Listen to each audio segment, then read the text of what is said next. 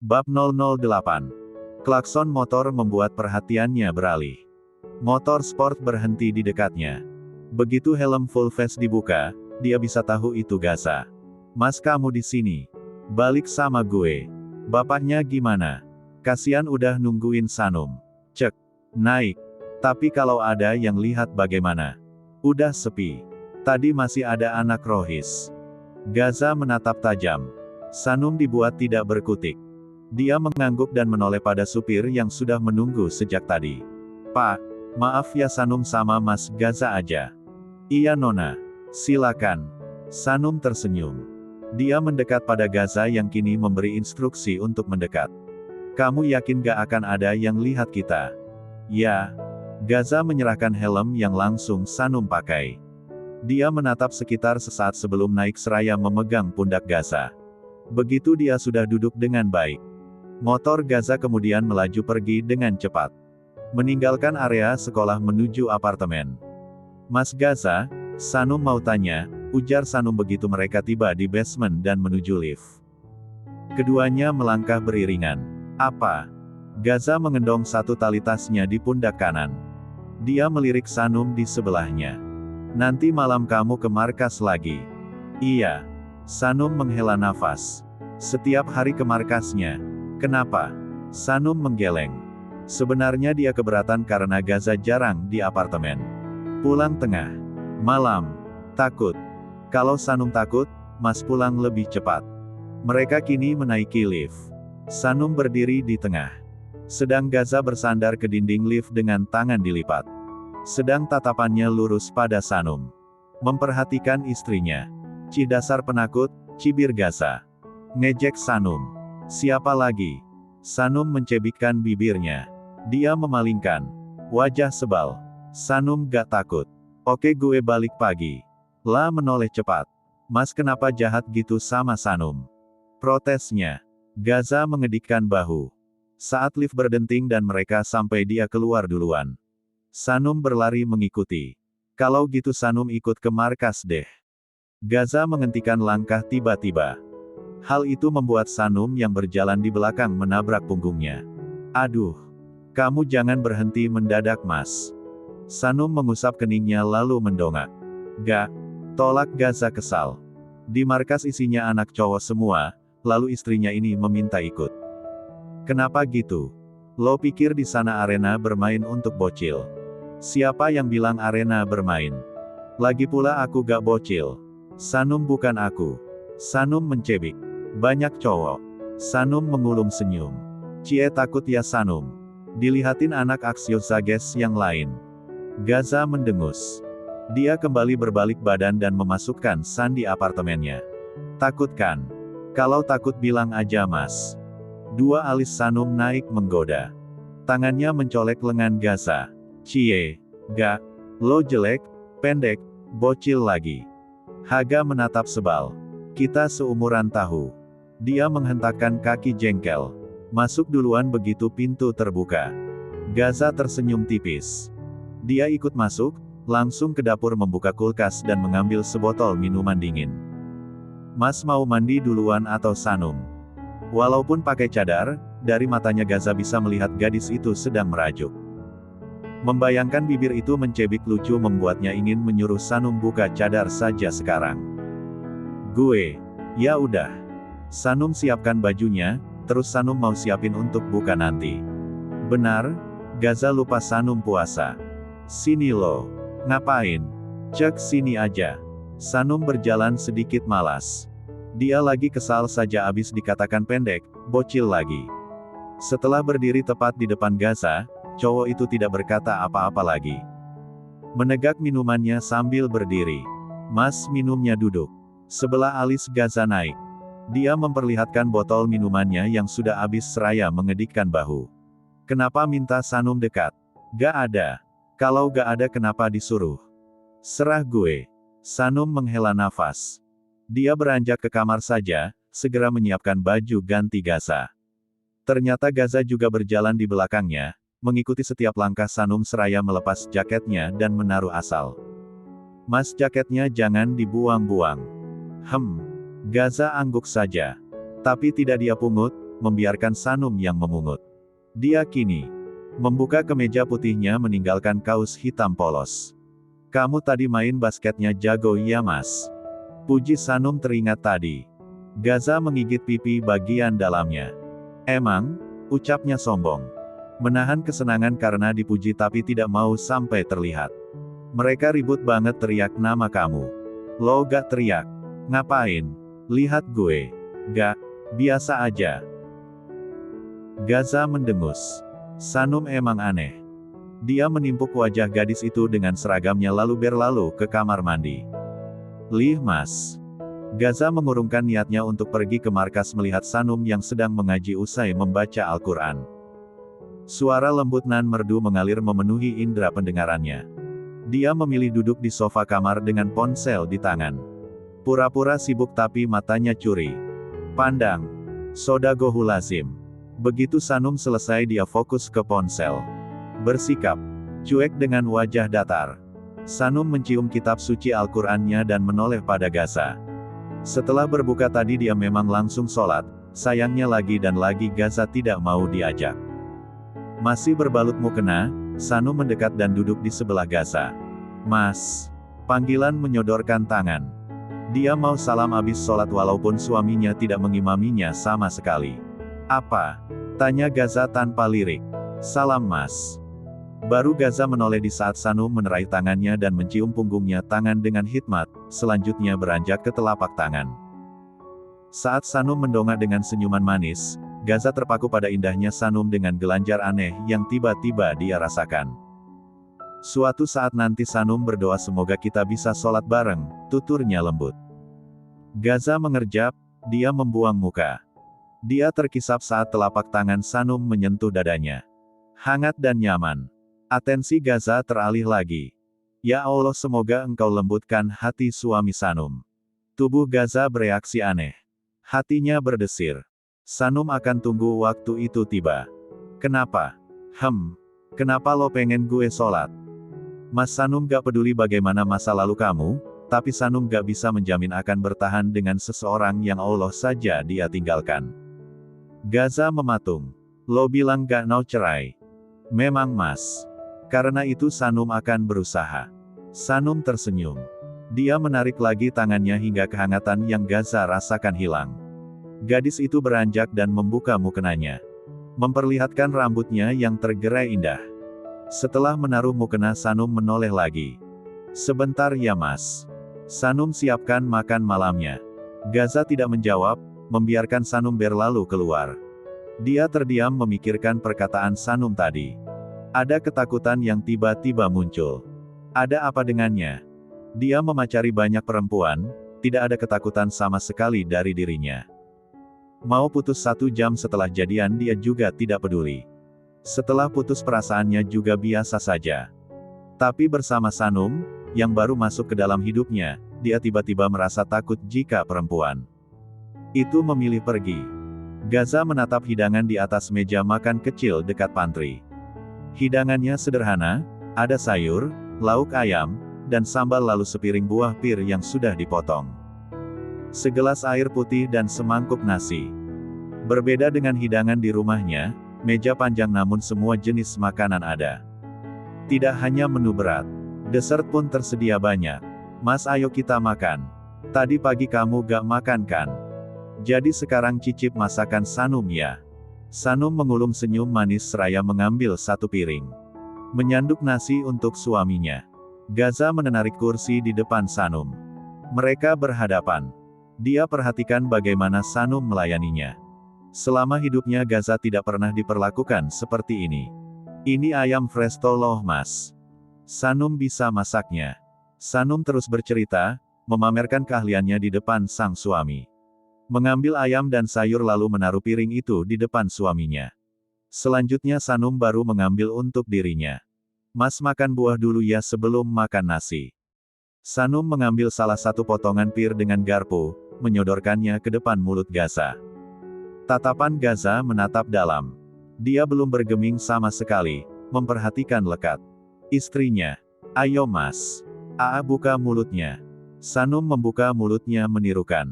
Senyumnya yang manis membuat Gaza menelan selaiva. Apalagi wajah cantiknya. Mas ayo kok bengong sih. Apa kamu gak suka Pir?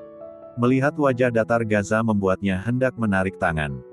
Tapi belum sepenuhnya, tangan Sanum dipegang Gaza. Keduanya saling menatap dalam jangka waktu lama. Wajah Sanum merona. Dia menunduk dengan malu. Gaza mengulas senyum tipis dan membawa tangan Sanum untuk menyuapinya. Suka, ucapnya kemudian. Syukurlah. Sanum pikir enggak suka. Sanum masih menatap arah lain. Masih malu dengan adegan tatapan tadi. Tambah Mas. Nih garpunya. Sanum memberikan garpu lain. Biar dia juga bisa makan buah. Lagi. Apa yang lagi? Cek. Gaza mengarahkan tangan Sanum. Mengambil satu potongan pir dan menyuapinya lagi. Pipi itu kembali merona. Padahal kamu bisa sendiri Mas. Serah gue. Sanum mencebik. Dia gunakan saja garpu yang sama dan memasukkan potongan buah ke dalam mulutnya. Gaza melihat hal itu, senyum tipis kembali terbit. Kamu senyum. Senyumnya luntur. Gak, kilahnya seraya mengambil garpu dan sendok untuk mulai makan. Begitu makanan itu masuk ke mulutnya. Rasa enak dan gurih memanjakan lidahnya. Dia menatap makanan itu dan kembali melahap. Masakan sederhana tapi membuatnya ketagihan. Gimana Mas? Enak ya? Sanum tersenyum lebar melihat Gaza makan dengan lahap. Tapi setelah ditanya seperti itu, Gaza melambatkan makannya dan berdeham seraya meraih segelas air. Gak enak. Tapi kamu lahap, yakin gak enak? Yakin. Terus kenapa dimakan? Lapar. Sanum mencebik. Kalau enak bilang aja lagi. Gak, digengsi. Sanum mengambil sendok dan garpu juga. Melahap juga masakannya. Merasakan kelezatan dia geleng-geleng kepala senang. Enaknya masakan Sanum, ucapnya memuji diri sambil memejamkan mata. Merasakan rasa manis dan pedas dalam lidahnya. Gaza tersenyum sesaat sebelum Sanum membuka mata. Lucu. Ngomong-ngomong Mas. Senyumnya pudar berganti wajah datar. Apa? Gaza kembali melahap makanan itu dengan kalem. Besok Sanum ada agenda ke panti ya pulang sekolah. Oke. Mungkin pulang jam 6 sore. Boleh. Oke. Makasih Mas. Beberapa menit kemudian mereka sudah sama-sama menghabiskan makanan. Sanum membereskan meja makan dan membawa piring kotor ke wastafel. Sedang Gaza duduk di sofa depan televisi. Sanum hendak beranjak ke kamar saat panggilan. Gaza membuatnya mendekat. Kenapa Mas? Duduk. Sanum mau bikin tugas di kamar. Nanti. Sanum menurut dan duduk di sebelah Gaza. Dia memperhatikan tayangan televisi yang menayangkan pertandingan bola negara luar. Sanum sih tidak mengerti. Sanum duduk aja Mas. Ya, baiklah. Gaza duduk santai. Kedua tangannya dilipat di depan dada. Walaupun pandangannya lurus, matanya melirik Sanum di samping. Gadis itu menaruh bantal sofa di pangkuannya. Tatapannya juga lurus ke pertandingan bola. Teringat sesuatu Sanum menghadapkan tubuhnya pada Gaza. Gaza seketika lihat depan. Mas kamu gak jadi ke markas? Gak, kenapa? Gue pergi aja. Jangan dong. Di sini aja temenin Sanum. Cih. Bilang aja gak mau ditinggal. Emang ada gitu istri yang mau sering ditinggal sama suaminya. Dia menoleh. Menatap lekat Sanum yang kini menumpu dagu. Lo suka gue ya? Enggak. Kamu pede banget. Kenapa enggak? Kenapa Sanum suka? Gaza menatap jengkel. Gue ganteng. Ganteng itu relatif. Tergantung orang Mas. Menurut lo gue gak ganteng. Biasa aja. Gaza mendengus lagi. Gue kaya. Apa harta yang jadi tolak ukur suka Mas? Sebelah alis Gaza naik. Di luar sana hanya karena fisiknya yang sempurna dan hartanya yang banyak, dia berhasil memikat banyak wanita. Bahkan mereka yang mengejarnya tanpa dia melakukan apapun. Lalu Sanum. Apa yang dia lihat? Perempuan suka lihat harta. Kita memang harus realistis. Tapi kekayaan bukan hal penting yang Sanum lihat. Lalu, Sanum diam sesaat. Dia menatap Gaza dan mengulurkan tangannya dan menempelkan lagi telapak tangan di dada bidang cowok itu. agama dan akhlaknya. Gaza terpaku. Dua hal yang jauh darinya. Getaran ponselnya membuat perhatian Gaza teralih. Sanum menurunkan tangannya kembali sedang Gaza menempelkan benda itu ke telinga kiri setelah melihat nama Galan. Apa? Gaza? Davin udah sadar. Gue kesana sekarang. Tut. Gaza langsung berdiri dan beranjak ke kamar. Mengambil jaket dan kunci motornya. Mas mau ke markas? Sanum mengikuti. Ya. Nanti pulang jam berapa? Tergantung. Gaza memakai jaketnya dengan cepat seraya melangkah ke pintu apartemennya. Teringat sesuatu dia berbalik dan menyodorkan tangan. Sanum mengambil tangan Gaza dan mengecupnya. Jangan tungguin. Mas jangan terlalu larut pulangnya. Assalamualaikum mas, ucap Sanum karena Gaza langsung pergi. Pintu apartemen tertutup lagi tanpa ada jawaban.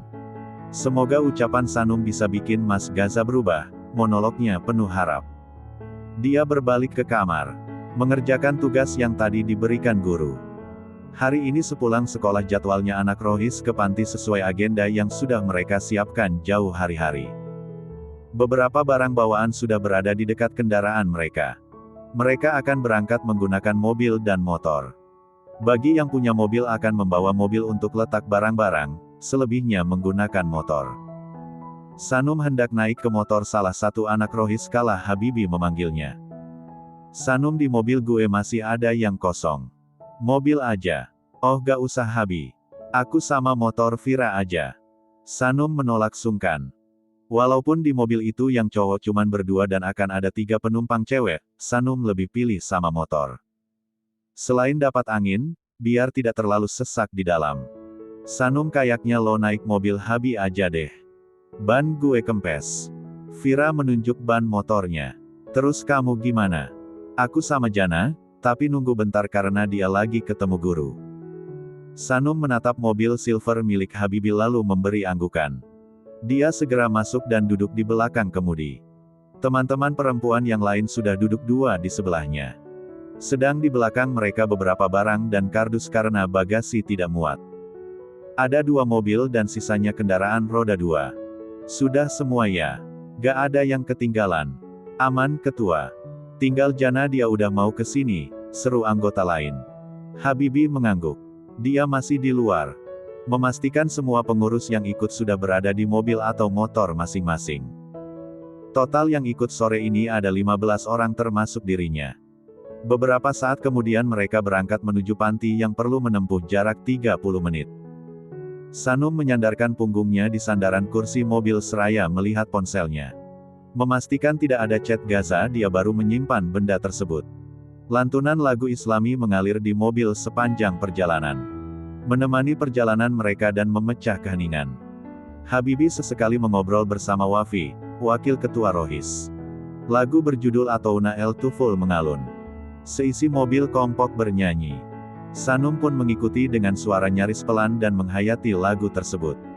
Jina netkon bel eit menisalkon. Les mafi, enala, ayat wuwa zeineh. Ya, alam ardi mahru, ardi huriyeh masrowa. Sanum memejamkan mata membayangkan perjuangan Palestina saat ini yang tengah berperang melawan Israel. Sesak memenuhi dadanya. Sanum merasa bersalah tidak bisa melakukan apapun selain doa dan sumbangan. Rasanya diingin ke sana. Menjadi relawan. Ketika lirik lagu Indonesia terdengar, cairan bening bergumpal di pelupuk matanya. Kala membuka mata cairan itu jatuh. Bibirnya kini melantunkan doa untuk Palestina. Saat tidak sengaja melihat spion Sanum tidak sengaja melihat pasangan Habibi padanya. Lekas dia melihat arah lain. Loh Sanum kamu nangis? Tanya Narum, yang duduk di sebelahnya. Aduh maaf, aku jadi ingat saudara kita di Palestina, ucapnya seraya menghapus air mata. Kalau butuh tisu. Habibi menyerahkan tisu dengan tangan kanannya. Memberikan lewat belakang. Narum mengambilnya memberikan untuk Sanum. Makasih. Habibi mengangguk seraya melihat kaca spion. Hati lo lembut banget ya Sanum. Dengar lagunya sampai nangis, kata Wafi. Sanum tersenyum kecil di balik cadarnya dengan anggukan. Dia sama sekali tidak melihat mata lawan bicaranya jika itu seorang laki-laki. Sisa perjalanan. Itu mereka lanjut membahas kondisi Palestina saat ini. Di beberapa obrolan mereka terlihat menahan amarah dan mengutuk perbuatan Zionis. Di pembahasan selanjutnya mereka membicarakan bagaimana hebatnya iman orang Palestina. Yang perempuan selain Sanum membicarakan pejuang Al-Qassam. Mereka juga menghalu bisa dapat jodoh seperti itu. Pembicaraan mereka terus berlanjut hingga mobil silver itu memasuki gerbang putih. Di dalamnya ada rumah bercat beige yang cukup besar dan luas. Panti Asuhan Hawa. Itu nama yang terpampang di salah satu sisi bangunan. Yang laki-laki atau sering disebut ikhwan mengangkat barang dari dalam mobil. Sedang yang perempuan atau akhwat mendekat saat pengurus panti keluar. Mereka sudah mengabari kedatangan sehingga langsung disambut. Kegiatan dilakukan di outdoor, di atas rumput hijau yang terhampar luas samping panti. Bermula pembukaan dulu, sambutan hingga penyerahan barang yang disumbangkan serta kepada ibu pengurus panti. Selanjutnya mereka mengajak adik-adik panti bermain dengan hadiah yang cukup besar. Kegiatan itu berlangsung meriah walaupun sederhana. Anak-anak panti terlihat antusias. Salah satunya Sanum. Di sela memimpin games dengan yang lain, dia izin sesaat untuk ke kamar mandi. Pengurus panti mengarahkannya. Saat melewati sebuah lorong, dia kaget melihat keberadaan seseorang tidak asing berdiri di sebuah pintu. Memakai jaket kulit, masih dengan seragam sekolah yang sama dengan yang dia kenakan. Sanum mendekat. Tatapannya beralih ke dalam ruangan, ada anak kecil berusia 8 tahun yang sedang duduk termenung dan memeluk lutut. Mas Gaza. Iya itu Gaza. Entah apa yang cowok itu lakukan di sini. Gaza berbalik badan dan kaget melihat keberadaan Sanum. Dia menatap sekitar sering ekspresinya yang berubah datar. Mas Gaza kenapa bisa di sini? Harusnya gue yang nanya. Lo ngapain? Ngikutin. Gue. Ya enggak mas. Sanum kan hari ini ada agenda kunjungan panti. Pantinya itu di sini. Kalau mas. Gak ada. Mas Gaza kenal sama adek di dalam. Gak. Terus kenapa bisa di sini? Mas sama siapa ke sini? Udah lama. Atau mas mau ikut kami kunjungan? Tanya Sanum bertubi-tubi. Bingung. Gaza memasukkan kedua tangannya ke saku celana. Menambah kesan cool. Cek. Cerewet. Ayo pulang. Sanum belum selesai mas. Oke. Mas udah lama di sini. Gak. Mas mau pulang sekarang. Lo lama. Sanum melirik waktu yang menunjukkan pukul 5:30. 20 menit lagi selesai mas. Oke. Ya sudah. Sanum mau ke kamar mandi dulu ya. Mas kalau mau pulang hati-hati. Kalau mau lihat kegiatan kami, mas ke samping panti aja ya. Kami di luar. Sanum tersenyum lalu melanjutkan langkahnya ke kamar mandi. Sebelum benar-benar meninggalkan lorong dia sempat melihat ke belakang lagi, pada Gaza yang kembali menatap ke dalam ruangan tersebut dengan ekspresi berbeda. Sebenarnya siapa yang Gaza kunjungi itu? Loh nak Gaza kamu datang lagi. Gaza menoleh. Seorang wanita parubaya berusia sekitar kepala 6 datang. Gaza sontak mundur dan memberi anggukan. Dia menunduk hormat pada Ibu Nuri ibu panti. Alifah masih seperti itu. Kamu gak mau masuk dan ngomong sama dia. Gaza memberikan gelengan. Saya pamit sekarang.